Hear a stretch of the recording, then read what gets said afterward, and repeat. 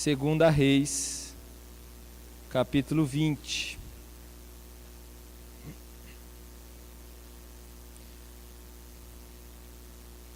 Hoje nós vamos falar sobre legado. O título dessa mensagem, se você está aí e quer anotar, Deixe um legado. Segunda Reis, capítulo 20.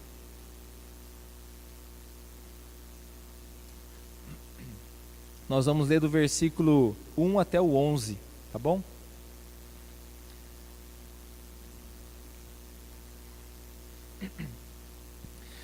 Naquele tempo, Ezequias ficou doente e quase morreu. O profeta Isaías, filho de Amós, foi visitá-lo e lhe disse: Assim diz o Senhor, ponha em ordem a sua casa, pois você vai morrer, não vai se recuperar. Ezequias virou o rosto para a parede e orou ao Senhor. Nessas horas todo mundo lembra de Deus, né? Viu a notícia dessa, todo mundo nessas horas, né, faz uma força aí para orar e buscar a Deus.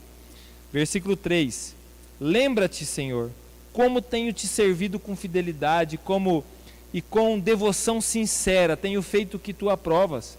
E Ezequias chorou amargamente. Antes de Isaías deixar o pátio intermediário, a palavra do Senhor veio a ele: Volte e diga a Ezequias, líder do meu povo. Ezequias era um rei. Assim diz o Senhor, Deus de Davi, seu predecessor: ouvi sua oração e vi as suas lágrimas. Eu o curarei. Daqui a 3 dias você subirá ao templo do Senhor. Acrescentarei 15 anos à sua vida e livrarei você e esta cidade das mãos do rei da Síria. Defenderei essa cidade por causa de mim mesmo e do meu servo Davi. Então disse Isaías: preparem um emplastro de figos. Eles o fizeram e o aplicaram à úlcera, e ele se recuperou. Ezequias havia perguntado a Isaías: qual será o sinal de que o Senhor me curará e de que hoje, há 3 dias, subirei ao templo do Senhor? Isaías respondeu: o sinal de que o Senhor vai cumprir o que prometeu é esse: você prefere que a sombra avance ou recue 10 graus na escadaria? Disse Ezequias: como é fácil a sombra avançar 10 graus, prefiro que ela recue 10 graus. Então o profeta Isaías clamou ao Senhor, e este fez a sombra recuar os 10 graus que havia descido da escadaria de Acás. Feche os seus olhos, vamos orar. Pai, em nome de Jesus, consagra ao Senhor esse tempo de ministração da Tua Palavra, e peço ao Senhor que a Tua Palavra venha encher os nossos corações, edificar a nossa vida, transformar a nossa vida, Senhor. Não somente hoje, mas para todos os dias que estão diante de nós, preparado pelo Senhor. Eu sei que o Senhor tem reservado para nós, Pai amado, planos, sonhos, e eu dou liberdade ao Senhor, ao Teu Espírito Santo. Peço ao Senhor que nos nossos corações gere esses planos e sonhos. Senhor Deus, construa dentro de nós, Pai amado, um reino inabalável, Senhor. Em nome de Jesus, eu abençoo cada família que está aqui, que nada venha distraí-los, que nada venha tirar a palavra do coração deles, mas que eles sejam edificados pelo Senhor, em nome de Jesus, amém. Amém, meus queridos. Bom, eu imagino que você sabe o que é um legado. Legado é o que as pessoas lembrarão de nós quando a gente não estiver mais aqui. E como eu disse para você, são 500 e tantas mil pessoas que só no nosso país morreram, né, por causa dessa enfermidade. Infelizmente, né, sempre tem uma pessoa próxima nossa. Recentemente recebi a notícia, né, de um amigo, é amigo também, não sei se a Karen está aqui, mas a Karen está lá. É amigo da Karen também, é um radialista, né, trabalhou muito tempo aqui na rádio, na outra rádio, esqueci o nome da rádio. A Integração, a gente tinha um programa lá e eu fiz muita amizade com ele, cristão, jovem, 38 anos, 34 anos, olha aí, mais novo que eu, né, 34 anos e infelizmente faleceu. Então, a morte não tem idade, você sabe disso. Ezequias aqui, ele é um homem, um rei, um ótimo rei, né, por acaso, um ótimo rei, E ele tem 39 anos. É fácil de saber isso aí, porque você sabe o ano da morte dele, quantos anos que ele tinha. Você vai lá e volta 15 anos, é a idade que ele tem, que Deus deu a ele mais 15 anos de vida. Então ele tem 39 anos nesse momento. Então é um homem jovem, né? Quem tem 30 e poucos está jovem, não está? Está jovem, é um homem jovem. E ele recebe uma notícia, ele está doente. E ele recebe uma notícia, a notícia vem de um profeta, e não é qualquer profeta, é o profeta Isaías, da Bíblia. Chega até ele e dá a notícia que chegou a hora dele e ele vai morrer. Ele não vai se recuperar dessa enfermidade. Né? A gente sempre espera uma boa notícia, e a notícia para ele foi de chorar. Né? Não era de rir, não, era de chorar, e ele chorou. Ele chorou amargamente, ele fez o que ele sabia fazer. Ele foi para a presença de Deus e foi orar. Foi reivindicar promessas para Deus, foi falar com o Senhor, foi clamar ao Senhor. Eu acho que esse deve ser a atitude de todas as pessoas diante de uma situação dessa, né? Diante de uma grande dificuldade, a gente precisa clamar ao Senhor. Não é vergonha nenhuma a gente clamar ao Senhor. Às vezes tem aquelas pessoas que dizem assim: ah lá, ó, aprontou, fez isso, sei o que, agora tá lá, vai para a igreja, agora fica aí, agora quer buscar Deus. Não, mas tá certa a pessoa. Está num momento difícil, é hora de clamar. Não importa se você está firme com Deus, se você não está, se você é o melhor cristão ou não, você precisa clamar a Deus. No caso, Ezequias, uma excelente pessoa, um ótimo rei para Israel, um homem temente a Deus, um homem que levou Israel, foi um dos melhores reis que Israel teve, um homem que levou Israel para perto de Deus. Não tinha nada de ruim sobre ele. Ele não era daqueles reis que a Bíblia diz assim, aí fez mal, ele fez o que era mal perante o Senhor. Não, ele levou o povo a Deus. Então, diante de um momento difícil desse, nós precisamos clamar. Então, a primeira coisa que você precisa aprender é essa: aprenda a clamar a Deus. Tem pessoas que às vezes, né, vai afogar a mágoa aí numa cachaça. Não, eu estou muito mal, eu vou lá, né, tem que distrair a cabeça. Piora a situação. Vai lá com uma pessoa que não tem sabedoria nenhuma para aconselhar. Vai aprontar, vai fazer, como eu falei esses dias, né? Mete o pé na jaca, piora a situação. Aprenda no momento da dor, da aflição, da dificuldade, da enfermidade. Nós precisamos aprender a clamar. Fala comigo assim: Senhor, me ensina a clamar. Isso não tem idade não. Seja as crianças que estão aqui, adolescentes, não tem que depender do pai e da mãe para orar por você não. Você precisa buscar a Deus, você tem que se posicionar em Deus. Nós temos que clamar, se posicionar no Senhor. E glória a Deus, Ezequias fez isso. Chorou amargamente. Até a pergunta que eu faço para você é o seguinte: tem algo que tem feito você chorar? Tem algo que tem feito você chorar? Eu sei que está na sua casa e tem algo que tem te feito chorar. Tem algo que tem tirado a tua paz e tem feito você chorar. Precisamos ir até o Senhor. No tempo da alegria, da bonança, o que nós temos que fazer? Louvar o Senhor. É uma outra atitude que nós temos que ter. No momento da bonança, no momento da alegria, no momento da saúde, no momento que as coisas estão tudo bem, no momento que você só tem sorriso para dar. Você está tão bem que você anda na rua sorrindo para os postes, você passa, dá um sorriso: bom dia, poste. Bom dia. Fala com todo mundo, está faceiro da vida. Está tudo certo na sua vida, tudo caminhando bem. Nesse momento você tem que aprender a louvar o Senhor. E não plantar semente ruim, porque você planta, a semente vai nascer. Você pode ter certeza. Algumas coisinhas boas que a gente quer plantar, às vezes demora para pegar. Né? Eu estou tentando plantar um pé de aquela pimentinha dedo de moça. Meu Deus do céu, não consigo fazer aquele pé nascer, de jeito nenhum. Mas a tiririca que eu não plantei, ela vem. E vem bonita. Né? Vem bonita. Então, às vezes, você está lá no tempo bom da vida, aprenda a louvar o Senhor. Aprenda a agradecer a Deus, um coração grato. Aprenda a louvar. Então, talvez você está no tempo de louvar. Então, louve seu melhor louvor a Deus, a gratidão, né? O seu coração rendido ao Senhor, com muita alegria, exaltando ao Senhor. Ezequias, então, recebe essa mensagem. E ele clama a Deus. Isaías estava já saindo da casa, do palácio, e ele é chamado, porque o Senhor o chamou. Deus deu uma palavra para Isaías. Isaías voltou, né, mandou fazer lá um emplasto lá de folha de figo, deve ser bom. né, e colocou lá e falou assim: o Senhor te deu mais 15 anos de vida. E interessante que naquele momento, o próprio Ezequias, o rei Ezequias, pediu uma prova que Deus de fato estava dando aquele 15 anos de vida para ele. E deu uma prova. Isaías ainda falou assim: qual que você quer? Você quer que essa sombra aqui vai para frente ou que essa sombra volte? Ou seja, mudou o universo inteiro naquele momento ali por alguns segundos por causa de uma pessoa. Deus é capaz de mover o universo inteiro por causa de uma pessoa.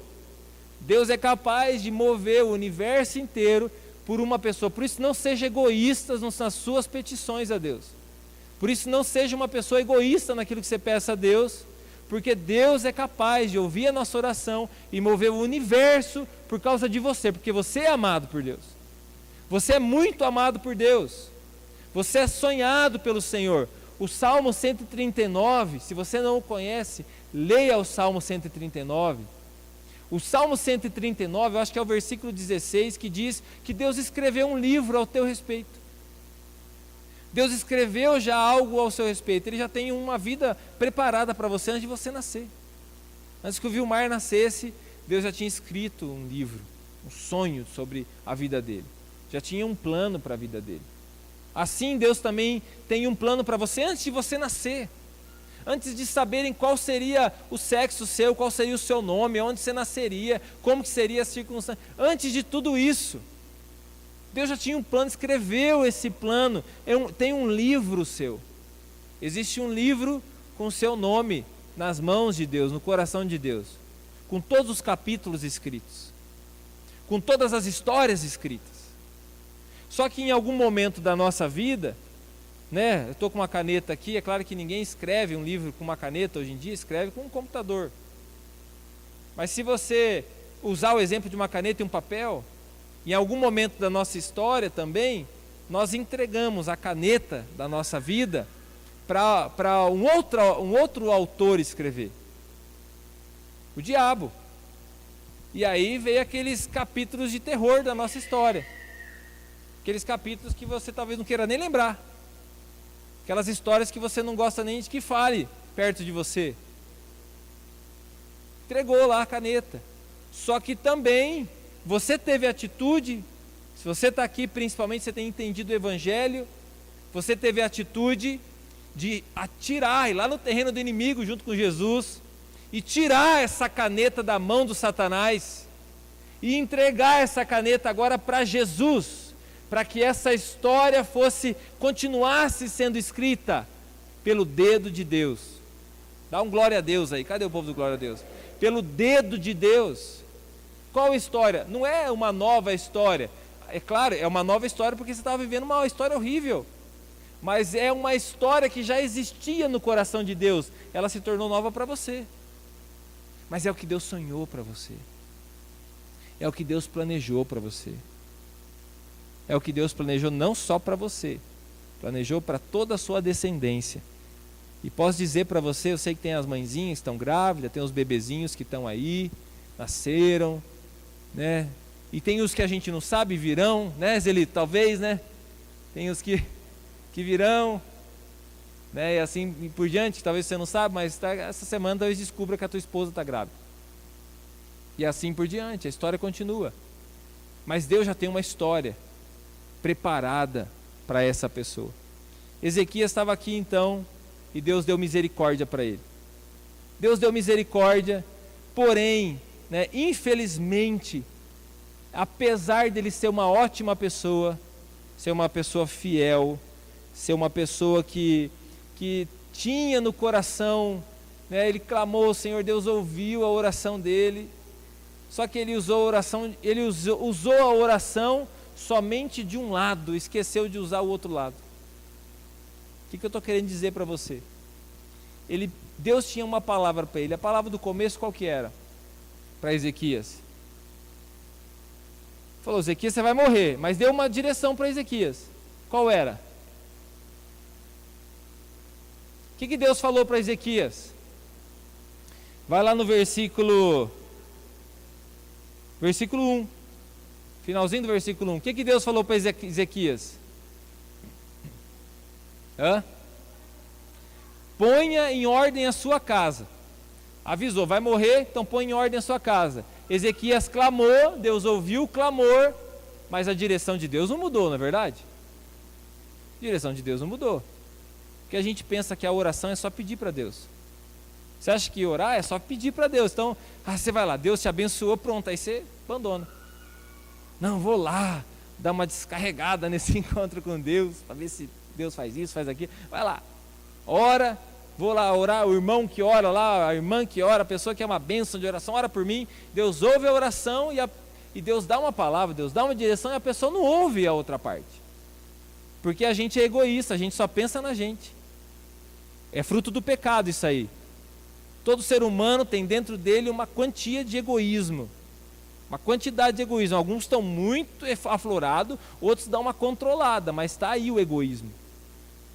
E aí Ezequias ouviu a Deus, Deus falou, põe em ordem a tua casa. Tinha que colocar em ordem algumas coisas. Deus curou ele, abençoou ele, deu mais 15 anos de vida para ele. Ele tinha 15 anos para colocar em ordem a casa dele, só que ele não colocou. Depois de 3 anos que ele foi curado, ele teve um filho. Ele teve um filho que se chamou Manassés, depois se tornou rei. Assim que ele morreu, passado 15 anos, Manassés se tornou rei com 12 anos de idade. E Manassés, abre lá em Jeremias para você ver como que ele foi um cara legal. Jeremias capítulo 15, versículo 4. Jeremias capítulo 15, versículo 4.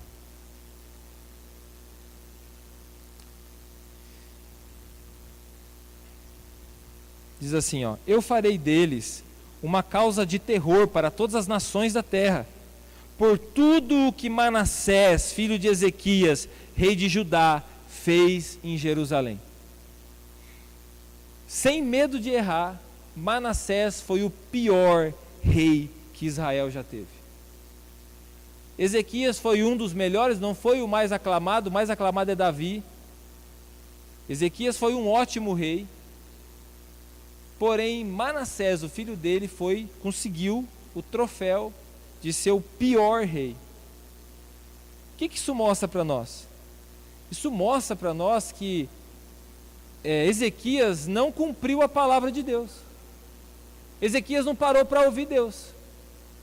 Ezequias continuou levando a vida dele, continuou sendo uma ótima pessoa. Deus não falou para ele assim, Ezequias, faz o seguinte, melhora a tua oração. A oração dele até parece ter boa, porque Deus ouviu a oração. Deus não falou, melhora aí as coisas do reino, melhora aí o palácio, não treina mais soldados. Não, falou assim, colocas aqui, Ezequias, em ordem a sua casa. E o negócio era urgente para colocar em ordem. Até se ele tivesse morrido, não teria nascido Manassés.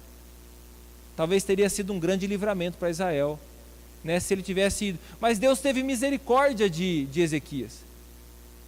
Teve misericórdia naquele momento. Agora Ezequias tinha uma missão. Será que aquele Manassés nasceu amaldiçoado? Você acredita nisso? Você acredita que uma pessoa nasça amaldiçoada? Você acredita que uma pessoa já nasça predestinada para ser um bandido, um sem vergonha, uma pessoa corrupta, né? Uma prostituta? Você acha que uma pessoa já nasce para ser assim? Quem aqui acredita nisso? Claro que não. Claro que não. Ainda mais nascendo numa ótima família assim, um ótimo rei, um cara temente a Deus. Nasceu ali com um plano que Deus escreveu. Salmo 139, Deus tem um plano para Manassés. Só que infelizmente, a gente pode afirmar isso aí. Ezequias não foi o pai que Manassés precisava. A falha, né, na educação de Manassés foi do pai. Porque Deus já avisou ele, porque Deus sabe de todas as coisas. Deus sabe de todas as coisas, avisou, ponha em ordem a sua casa. Se Deus está falando que é para colocar em ordem, é porque tem alguma coisa fora do lugar, não tem? Você acha que Deus ia falar assim por falar para uma pessoa? Você acha que Deus ia avisar alguém para colocar a casa em ordem à toa? Você acha que Deus ia ficar ocupando o tempo da pessoa à toa? Não. Se Deus está chegando para um rei e dizendo para ele que ele tem que colocar em ordem a casa dele, todo mundo gosta de Ezequias. Ninguém está falando para colocar a casa dele em ordem. Ninguém está dizendo que ele é um péssimo rei. Todo mundo gosta dele. Ele é um ótimo rei para Israel. Mas Deus está dizendo, Ezequias, coloca em ordem a sua casa. Você vai morrer. É rápido, você tem que resolver esse negócio. Tem algumas coisas que ele tem que resolver. Tem algumas coisas que ele tem que pontuar. Agora ele ganhou um acréscimo. Foi para prorrogação a vida dele. Ganhou um acréscimo de 15 anos. Então ele tem um tempo estipulado que ele precisa resolver, não o reino. Ele tem que resolver a casa dele. Porque às vezes a gente acha que o que a gente tem que fazer é mais importante o fora do que o dentro. Não é. Às vezes você tem algumas coisas para resolver dentro da sua casa e você vai empurrando com a barriga, vai protelando, vai deixando para amanhã. As coisas vão passando, o tempo vai passando. Eu sei que aqui você não faz isso, mas quantas pessoas que você conhece que fica deixando as coisas para depois, para amanhã, para semana que vem? Vou resolver isso aqui depois.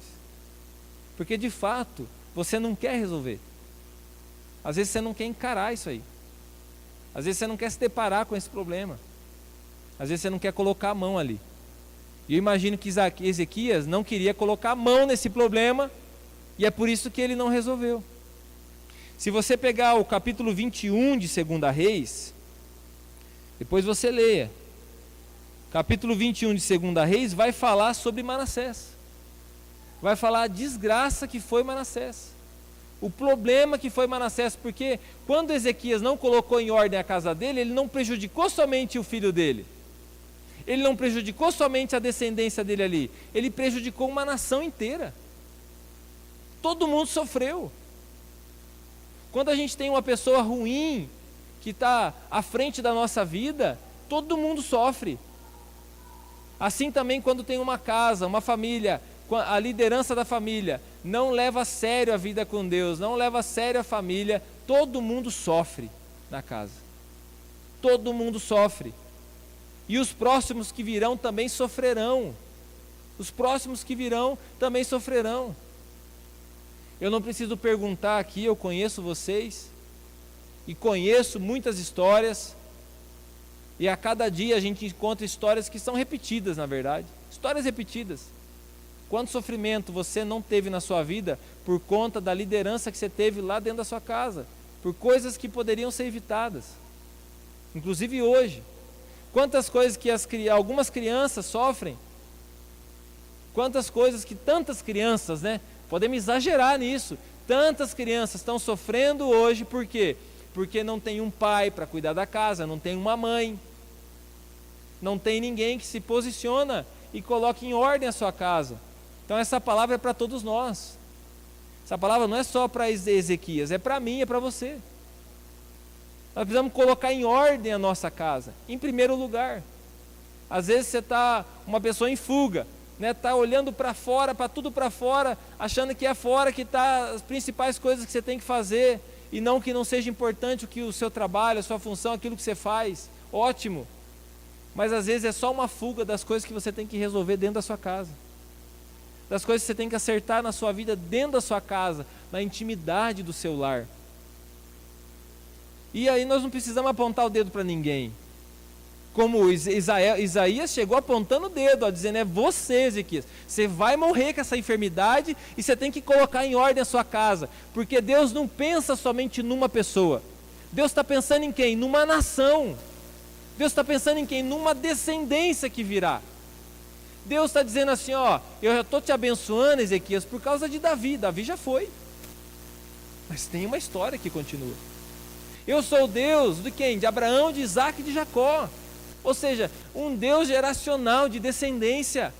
Um Deus que não está olhando somente para o nosso umbigo aqui, nesse tempo 2021.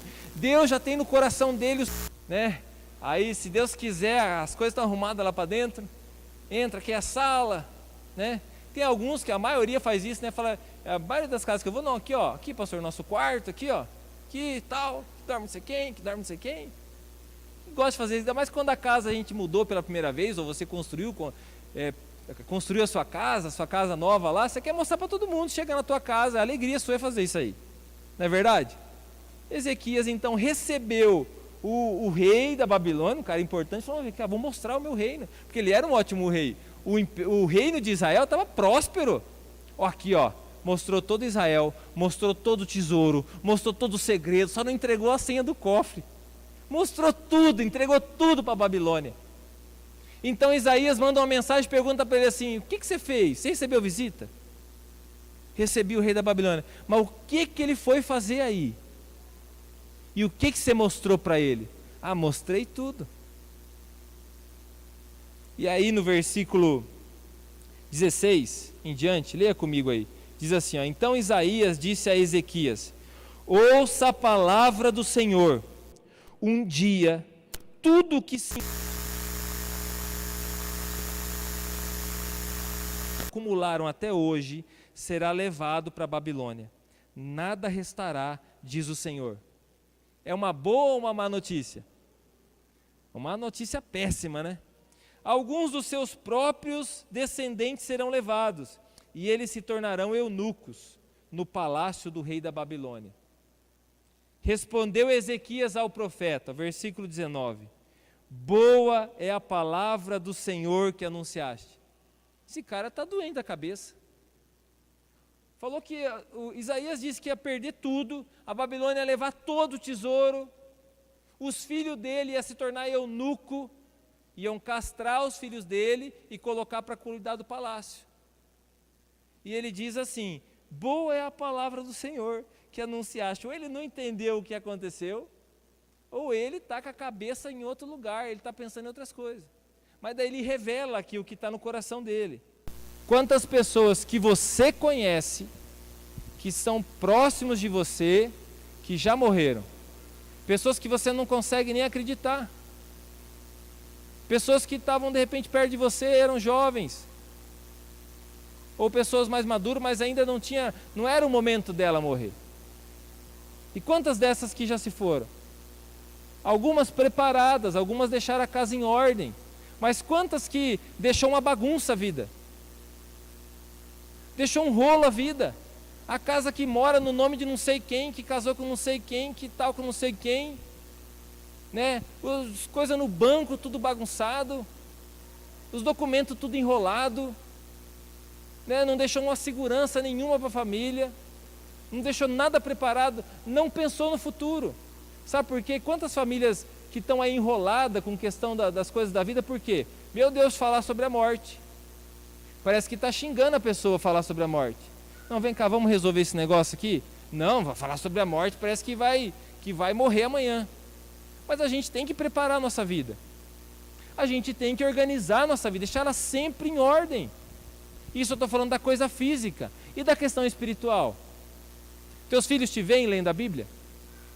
Teus filhos te veem orando? Você ora, você lê a Bíblia. Os teus filhos te veem motivado em vir para a igreja, você vem assim, vai lá para a igreja, né? Uma vez por mês eu vou para a igreja. Não entende o que é uma igreja, não entende o que é uma comunidade, não entende o que é uma vida na fé, né? Na célula vai quando, sei lá, quando que acontece alguma coisa. Você precisa se posicionar em Deus, você precisa decidir cuidar da sua família. Às vezes vai naquela correria, não tem tempo para nada, né? E tem que pagar o boleto. Esses dias nós perguntamos para o Samuel, você sabe o que é boleto? O Samuel, né? Tem 7 anos. Não sei. Aí um falou assim, acho que foi até na célula, né? Perguntaram, você sabe, Samuel, o que é boleto? Ele falou, não sei. Olha só que benção, né? Você sabe o que é boleto, meu querido? Alguém sabe aqui o que é um boleto?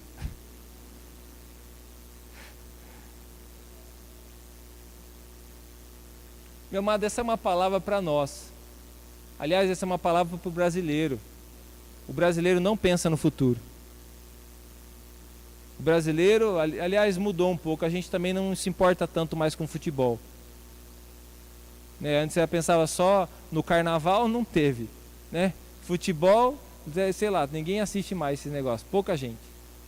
Está acabando esses negócios. Ninguém se importa tanto.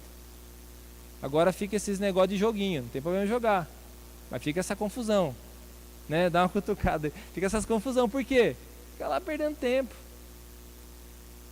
Fica lá jogando o tempo fora. Vai ficar velho, vai ter uma vida desestruturada. Você vai colocar a culpa em quem? Em quem que você vai colocar a culpa? Já escolhe hoje, porque vai dar errado a tua vida. E não só por causa disso. Às vezes você não valoriza a esposa que está dentro da sua casa, valoriza todo mundo que está fora, mas a esposa você não valoriza. Às vezes está lá, né, a esposa lá também não se importa em cuidar do marido, né, tá sempre tudo com aquelas roupas esquisitas de pijama, de coisa em casa, manchada de massa tomate, e vai assim por diante. Tudo desajeitada, cabelo com aquele jeito, os homens também, né, meio Peppa Pig, não toma banho direito, não se importa com as coisas, não troca aquela bendita daquela luz, não arruma o negócio, né, não dá uma atenção, aquela preguiça lá naquele sofá, não sai de lá de jeito nenhum, tá sempre cansado, não cuida das coisas. Mas daí eu fico prestando atenção nessas coisas. Dá um problema em casa e separa. E aí o que faz? A mulher vai, primeira coisa, para o salão, se ajeita. Agora já tem disposição. O homem agora já tem disposição. Já começa a fazer as burradas da vida. Por quê? Não sei. Porque não estava preocupado e nunca teve em construir um legado. Deixa eu dizer uma coisa para você, Ezequias só pensou no umbigo dele. E eu quero dizer para você que a sua vida ainda não acabou, a sua vida não terminou, e você tem uma missão. E você precisa concluir essa missão. Você olha para os teus filhos, eles são pequenos, eles vão crescer. Vai chegar um momento que o que você fala para eles não vai ser mais tão importante. Mas o que você faz vai ser mais importante. Quem você é vai ser mais importante. Vai ficar gravado no coração deles. E aí nós estamos aqui, ó. Nós vivemos um avivamento, meu querido. Faz uns quase 8 anos, 7 anos, eu vi tantas coisas maravilhosas acontecerem nessa cidade. E nós temos uma outra geração. Nós temos outra geração que a gente não conhece, que virá. Só que eu pergunto para você, você tem se preocupado, tem estado atento com a próxima geração? Está lá os seus filhos no mergulhar, você está atento à vida deles? Não é responsabilidade da igreja educar os seus filhos, nem mesmo ensinar a Bíblia para os seus filhos é nossa responsabilidade. Isso é responsabilidade sua, é você que tem que ensinar a palavra para os seus filhos. Ele tem que aprender a Bíblia em casa. Ele tem que aprender o que é ser um homem, o que é ser uma mulher em casa. Você tem que sentar com seus filhos e ensiná-los a palavra. Ensinar a Bíblia para eles. Motivá-los e sentar com eles um momento, ensinar a Bíblia. Ensinar eles a orar. Pastor, qual que é a garantia? A garantia é a fé. Porque nós vivemos pela fé, o justo viverá pela fé. Pastor, meus filhos já são grandes, eles não vão, se eu der bronca neles, eles não vão resolver. Já tem 20 anos. É diferente, meu querido, seus filhos são adultos. Seus filhos já são grandes. E aí é o poder da sua oração, é o poder da sua intercessão. Vamos lá para Gênesis, eu quero finalizar com esse texto, com 2 textos na verdade. Gênesis, capítulo 19. Deixa eu só achar aqui. Gênesis 18, versículo 19. Qual que era a missão de Abraão? Gênesis 18, versículo 19 diz assim: pois eu o escolhi para que ordene aos seus filhos. Ó, deu uma ordem aos filhos. Para que ordene aos seus filhos e aos seus descendentes que se conservem no caminho do Senhor, fazendo o que é justo e direito, para que o Senhor faça vir a Abraão o que lhe prometeu. Eu não tenho dúvida que aqui estão as pessoas que vão liderar essa cidade, que vão liderar essa nação, são nas igrejas, nos lugares de oração, são com as pessoas que estão com o joelho no chão, são as pessoas que têm se preparado para conduzir a nossa nação, são os futuros grandes empresários, são as pessoas que serão os ótimos pais, são as pessoas que conduzirão a nossa nação. Só que nós temos que tomar o posicionamento disso. E esse posicionamento, ele não começa fora, ele começa dentro da nossa casa, porque a sua principal missão é ensinar a sua descendência a andar com Deus. O texto mais importante para o judeu é o que eu vou ler agora para você, Deuteronômio capítulo 6. E nós vamos finalizar com esse texto. Deuteronômio capítulo 6, versículo 7. Glória a Deus, tá vendo? Esse nenê é pentecostal, ó, cheio do Espírito Santo. Glória a Deus, aí ó. Deuteronômio 6. Deixa eu só achar aqui, estou chegando lá. O versículo 4, né, é conhecido como Shema, um negócio assim. É o chamado para Israel. Ouve, ó Israel. Esse é um dos textos mais importantes para o judeu, é esse aqui. Ouve, ó Israel, o Senhor, o nosso Deus, é o único Senhor. Ame o Senhor, o seu Deus, de todo o seu coração, de toda a sua alma, de todas as suas forças.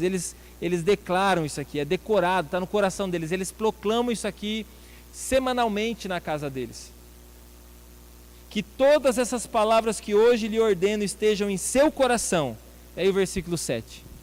Ensine-as com persistência a seus filhos.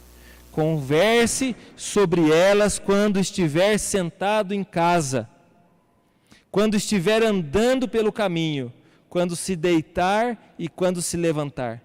Amarre-as como um sinal nos braços e prenda-as na testa. Escreva-as nos batentes das portas de sua casa e nos seus portões. Ou seja, não deixa nenhum lugar vazio. Que todo lugar haja uma grande influência da palavra no coração dos seus descendentes. Então, você quer deixar algo para sua família? Deixa a palavra no coração deles. Leve a palavra, ore com eles, converse com eles. E às vezes a pessoa acha que ensinar a palavra é dar bronca. Ah, dá bronca, está errado isso aqui que você está fazendo, isso aqui não sei o quê, né? Eu lembro que chegou aqui a filhinha do Cristiano Postal, uma vez chegou em mim aqui, pequenininha, ela tinha bem pequenininha, chegou assim, você é pastor Ibabo? Você pensa, pastor brabo? Porque com certeza ela ouve falar lá, fica quieto, senão o pastor vai dar bronca em você. Ó, escuta lá a palavra, sermão. Né? A gente até fala assim, ó, vem cá que eu vou dar um sermão em você. Por quê? Porque a gente acha que é sempre bronca, você acha que ensinar a palavra é dar bronca. Você acha que ensinar a palavra é ficar lá, não. Ensina, conversa, para conversar, para perguntar, como que tá, ora com essa pessoa, pega a palavra, ensina, todo dia, bate naquela tecla, até que aquilo se torne uma verdade no coração. Não tem mentiras que as pessoas falam tanto, que você chega a acreditar? Não é isso aí que às vezes as notícias fazem? Falam tanto, que você chega a acreditar. Você chega a acreditar naquilo ali. Por quê? Usa uma mentira e fala dela até que se torne verdade. Agora você está diante da verdade, você acha que a verdade é mais fraca do que uma mentira? Então, fale da palavra, ensine a palavra, ensine os princípios da palavra, viva ele. Ah, pastor, não tenho filho, não tenho essa preocupação, mas deveria ter. Não sou casado, não tenho essa preocupação, mas deveria pensar nisso aí, porque a sua vida, Abraão, é deixar uma descendência que ame a Deus. A sua vida é deixar uma descendência, os seus filhos, os seus netos, os seus bisnetos, que amem, que andem com o Senhor.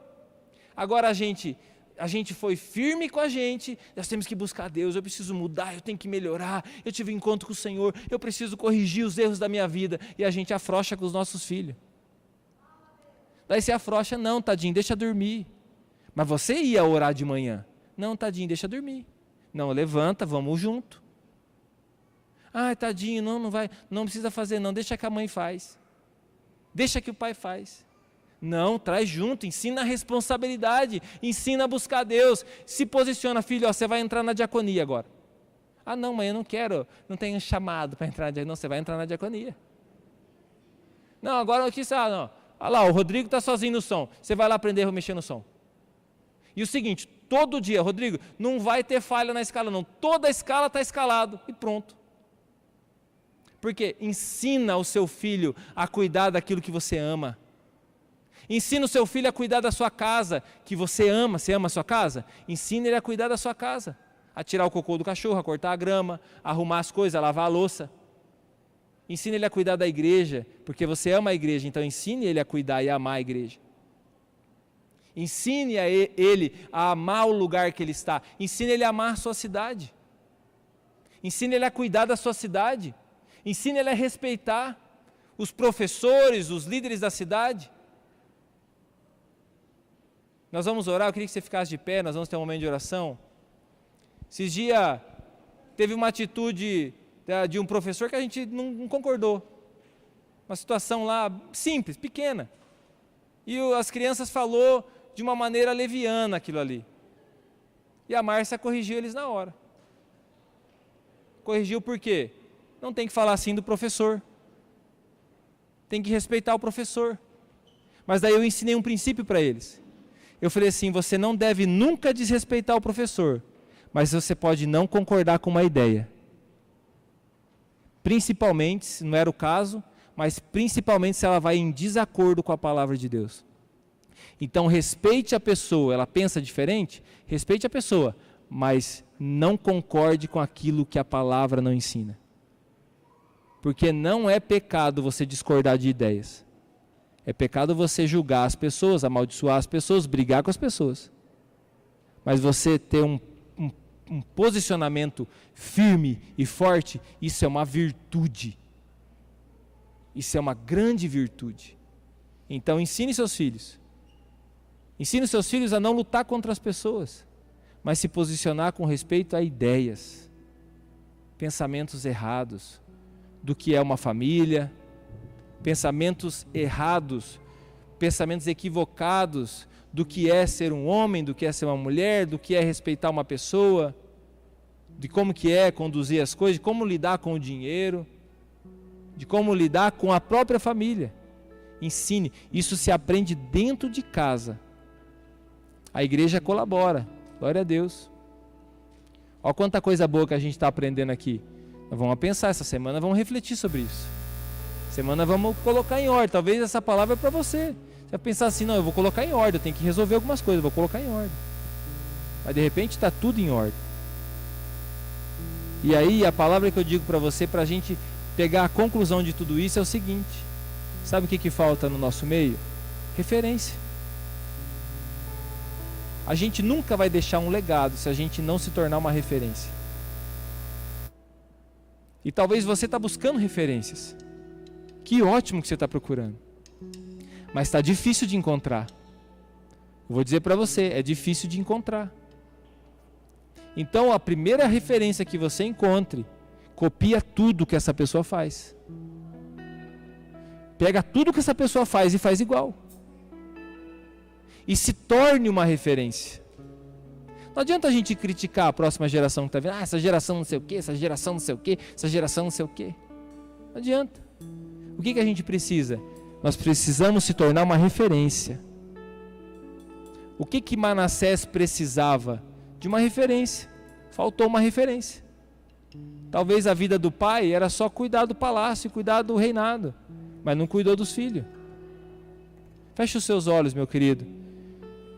E nós precisamos da graça de Deus. Se você de repente está nessa situação e está falando, Senhor, eu preciso clamar, eu preciso da graça do Senhor sobre a minha vida, então nesse momento clame. Então nesse momento peça ao Senhor. Então nesse momento busque a Deus para isso. E dentro do seu coração, eu posso afirmar para você, não faça só o que você goste. Você nunca vai deixar um legado fazendo só o que você goste. Mas faça o que é preciso fazer. Você quer deixar um legado, você quer construir uma família forte, você quer andar com Deus, então faça o que é preciso fazer, mesmo que seja totalmente contra a sua vontade, contra o desejo do seu coração. Mas eu posso afirmar para você que o desejo do coração do homem, da mulher, ele também é enganoso. A Bíblia diz isso. Então se posicione e leve os seus filhos junto com você. Tudo que nós fazemos na igreja, pode ter certeza disso, os seus filhos são sempre bem-vindos. Aonde os seus filhos não são bem-vindos, não vá. Aonde os seus filhos não podem estar com você, talvez não seja um bom lugar para você estar. E eu não estou falando da questão do trabalho, tem muitos trabalhos que a criança não pode estar lá, não é disso que eu estou dizendo. Mas estou dizendo de alguns ambientes. Você precisa da graça de Deus? Quem aqui sente que essa palavra precisa entrar no coração e você precisa tomar algumas atitudes essa semana? Se você é uma dessas pessoas, venha até o altar. Eu também quero orar por aqueles que estão enfermos. Ezequias recebeu uma palavra de cura e ele foi curado. Se você é uma pessoa que está passando por uma enfermidade, nós vamos orar por você para que você seja curado. Vamos declarar a cura. Ou se você simplesmente está aqui dizendo assim: Senhor, eu quero ser como Abraão, eu quero deixar uma descendência que ame o Senhor. Eu preciso dessa graça, então vem aqui. Se tem filhos pequenos, precisa dessa graça. Tem filhos adolescentes, precisa dessa graça. Que tristeza, né? Que alguns às vezes vê você sofrendo por o seu filho. Você vê nos seus filhos tomando caminhos errados, se envolvendo com a pessoa errada, namorando a pessoa errada, bebendo, fumando, arranjando confusão, não estudando, não crescendo profissionalmente, às vezes dizendo: não quero nem casar, não quero nem ter filho. Eu queria ter que mudar isso aí. Tem que assumir essa bandeira junto comigo, você tem que mudar isso aí. Nós precisamos dessa graça. Sempre falo com cuidado, tem tantas mãezinhas aqui, que são guerreiras, cuidam dos seus filhos, educam eles sozinhas. Quero dizer para você, há uma graça maior de Deus sobre a sua vida. E a igreja, minha pessoa liderando essa igreja e qualquer outra pessoa, você jamais será apedrejada nesse lugar. Pelo contrário, você é bem-vinda. E aí, em nome de Jesus, nós receberemos a graça de Deus para te ajudar com os teus filhos, para te ajudar com o crescimento da sua família. Em nome de Jesus, nós vamos chegar até o final vitorioso. Nós vamos chegar até o final com a bênção de Deus, porque Deus nos dá graça diante das circunstâncias difíceis.